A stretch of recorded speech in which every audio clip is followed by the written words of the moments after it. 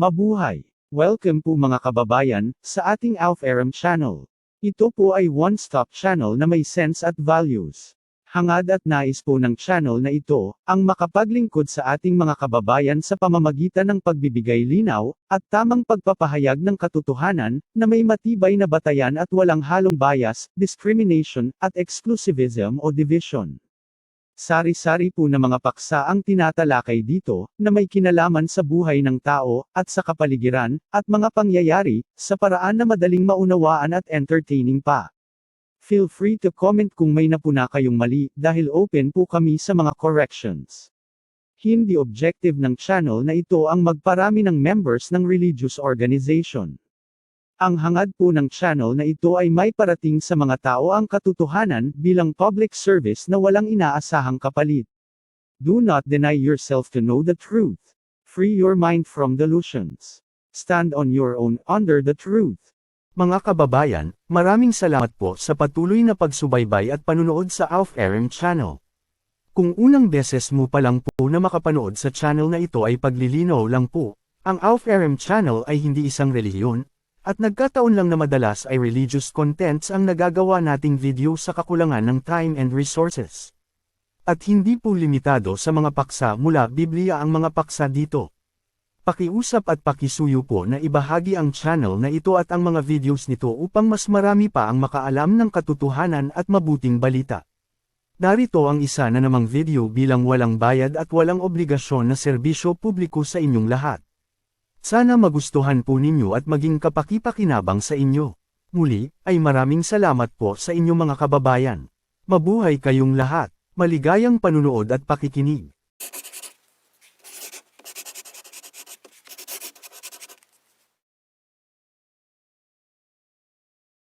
Ano ba ang Holy Spirit? Paano ito nagwo-work sa isang tao? Ito ba ay katulad ng paniniwala sa Trinity na isa ring persona o sabihin nating isang separate being na powerful?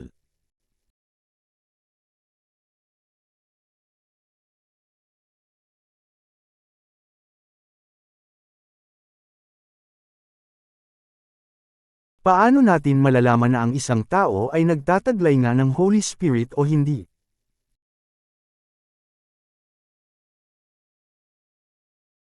Nakita nyo na po mga kapatid, sa pagsunod sa utos ni Elohim sa udyok ng pananampalataya at ng kagandahang loob ni Elohim, tayo ay nakakapamuhay ayon sa Espiritu dahil Elohim is Spirit, at kung si Elohim ay nasa atin at ang kanyang mga salita ay ipinamumuhay natin, ibig sabihin nagtataglay tayo ng Holy Spirit, o set-apart Spirit, ang Spirit ni Elohim o si Elohim mismo ay Kadosh, o Holy or set-apart, kaya hindi po katakataka na nagtataglay tayo ng Holy Spirit.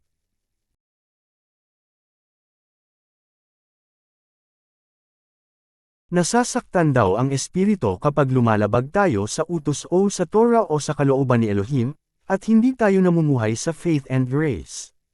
Pero mga kapatid, si Elohim mismo ang nasasaktan sa tuwing tayo ay nagkakasala.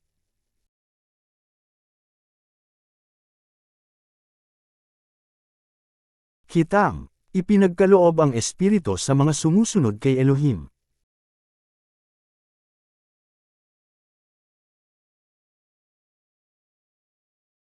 May mababasa din na ang isang batayan sa pagpili sa ministry ay puspos ng espiritu.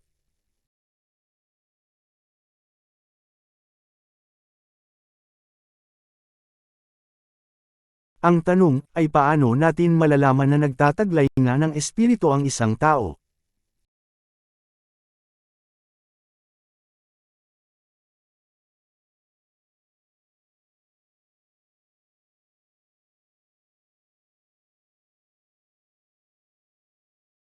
Simple lang, dapat namumuhay siya ayon sa law, faith, and grace ni Elohim, sa gayon ay masasabi na ang taong yun ay nagtataglay ng Holy Spirit.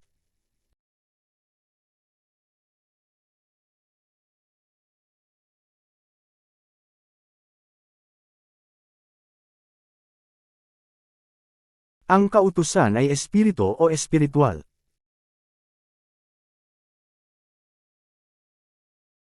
Ginawa ito ni Elohim upang ang panuntunan ng kautusan ay matupad na sa atin na namumuhay ayon sa espiritu at hindi ayon sa hilig ng laman. Kitam, Pag ang isang tao namumuhay ayon sa espiritu, namumuhay din siya ayon sa panuntunan ng kautusan. Ito po ang napakasimpleng buod ng pamumuhay ayon sa espiritu. Matapos natin makikala ang faith, at ang sakripisyo ni Messiah o ang grace.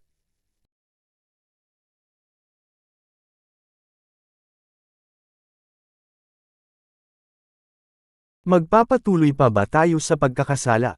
Huwag no ang mangyari. Dahil ang pamumuhay sa espiritu ay umiiwas sa pagkakasala. Dahil pinalaya na tayo ni Messiah sa tuntunin ng kasalanan.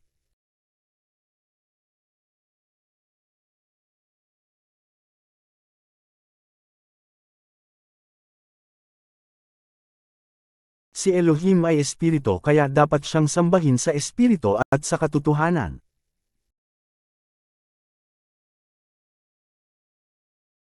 Kung ipinamumuhay natin ang salita ni Elohim o ang Torah na udyok ng pananampalataya at udyok ng kagandahang loob ni Elohim, tayo ay magkakaroon ng pag-asa na makamtan ang lahat na ipinangako sa atin ni Elohim.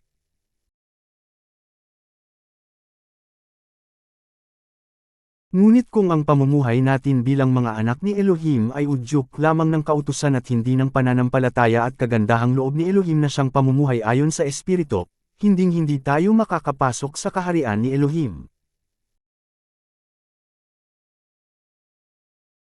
Sa palagay natin mga kapatid, bakit nasabi ito ni Messiah? Dahil alam at nakikita ni Messiah na ang pagsusumikap nila na masunod ang kalooban ni Elohim ay sa pamamagitan lamang ng kautusan, at hindi sa pamamagitan ng pananampalataya at ng kagandahang loob ni Elohim na siyang pamumuhay ayon sa espiritu. Sinisikap nilang kalugdan sila ni Elohim sa pamamagitan ng sariling pamamaraan upang masunod ang kautusan katulad ng mga taong walang pananampalataya. Alam natin na tayo ay naligtas o nagkaroon ng pag-asa hindi dahil sa sarili nating mga gawa kundi ito'y dahil sa kagandahang loob ni Elohim sa pamamagitan ni Messiah.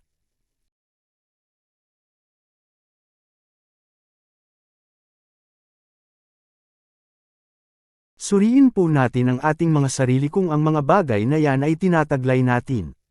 Hindi po ito sinulat ng inyong lingkod upang kayo'y hatulan, o guluhin man lang ang inyong mga isipan, kundi upang lubusin at tiyakin ang ating pag-asa upang huwag mawala ng saysay ang ating mga pagpapagal at huwag mawala ng kabuluhan ang kamatayan ni Messiah.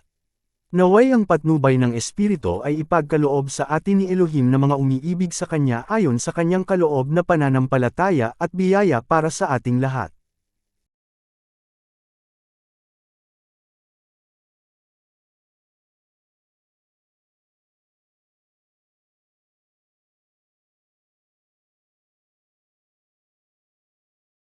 Paki-subscribe upang maging updated kayo lalo na sa mga darating pa na mga videos at announcements.